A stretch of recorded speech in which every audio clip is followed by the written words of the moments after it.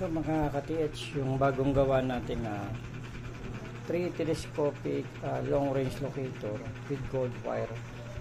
So dito meron siyang gold wire. Yan. Tsaka sa dulo meron din. At tsaka itong kabilang antena niya. Tsaka kabilang may gold wire din.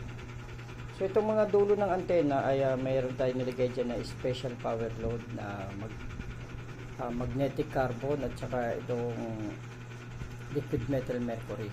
Yung tatlo na yan. Kaya malakas ang hatak niya.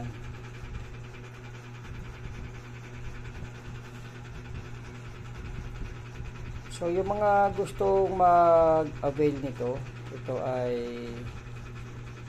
available ngayon. Kagagawa ko lang. 3 telescopic antenna with gold wire with special power load sa kanyang mga dulo ng antena na liquid metal mercury at saka magnetic carbon na niligyan natin ng gold wire at saka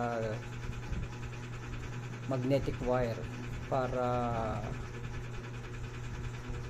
lumakas ang kanyang function at hatak. At kaya ito copper, pure copper, dahil ang copper ay pinaka high conductor material. So malakas siyang mabilis siyang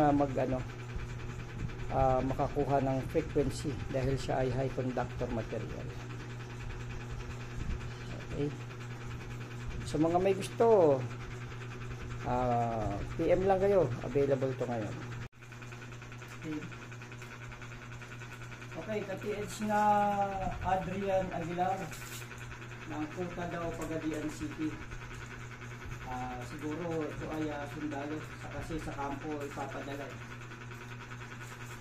Ito yung order mo na 3 telescopic antenna na merong gold wire. So bawat antena may kanya-kanya siyang gold wire. Dito sa sentro, dalawang antena.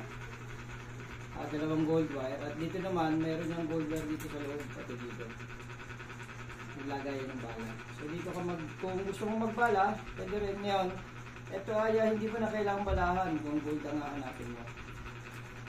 So ito halimbawa yung ating target kung ginto na to, sinsilat sa necklace. So papahaba ka lang ng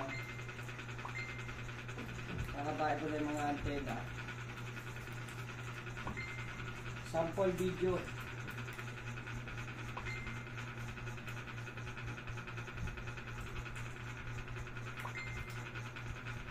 Yung turo niya. Dito naman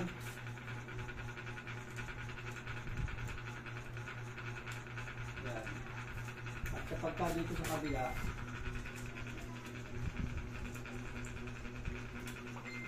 yan, pagka ilapit niyo sa dito yan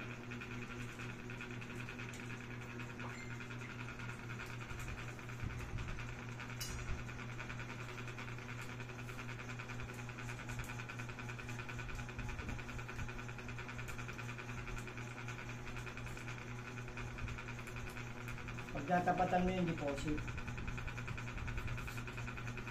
Yan, pagtatapatan mo lang siya. Pagka lumagpas ka naman, babalik lang siya doon. Tuturo niya. Pag pupunta ka naman dito, yan. So kung nasaan ka, tuturo lang siya. Ayun. Pag nandito ka, yan, tuturo siya doon. Pagka nandito ka maglakad ka, naturo lang lagi doon. Okay? Ito lang yung sample video for testing para kay Adrian Aguilar. So ito mga ka-TH, yung bagong gawa nating Japanese wand. Yung nakikita nyo makintab na yan sa dulo, yun yung gold wire. So ito ay hindi mo na kailangan na balahan pa ng gold. Yan, Japanese wand. So dito bubuksan mo to para dito ka maglalagay ng bala. Yan.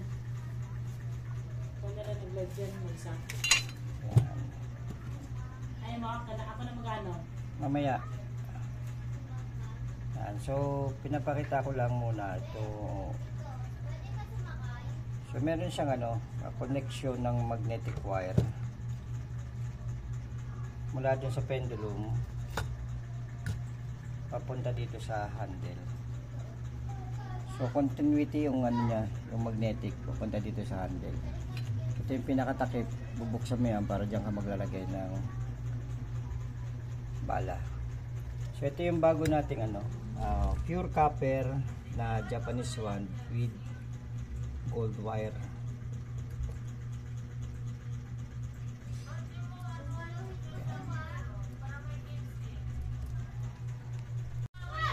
Ito naman yung ating L-rod na pure copper with gold wire. So kung nakikita nyo yung makintab na yan sa dulo na dun sa pinakano, yun yung gold wire. So yung katabi niya, yan yung tinatawag na magnetic wire. So pure copper siya, pati yung rod niya ay copper. At ito yung loob niyan, may chamber yan, nandiyan meron yung mercury at saka magnetic carbon. At dito ganun din ito. So meron tong ano, meron tong power load sa loob na mercury at saka magnetic carbon para lumakas yung hatak niya. At ito yung handle niya, pure copper siya. Pati yung rod niya, pure copper. Okay, so nandito lang ako sa shop ko kaya medyo maano siya, magulo. Ayun yung mga ginagawa ko pa na ito yung 3 telescopic antenna.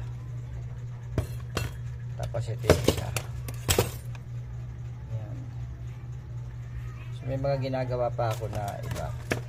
So ito muna tayo. Dito tayo sa L-rod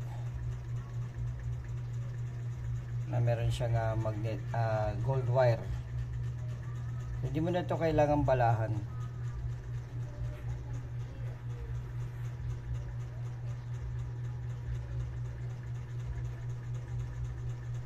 Ayan. So yun ang pinaka-handle niya. So pinaka-handle. So may bearing siya, talagang hindi mo siya makokontrol, kundi pag gumalaw siya, kusang galaw talaga yan. So ito yung may power load. Dito ko naman sa kabilang handle, ito yung may bukasan na yan.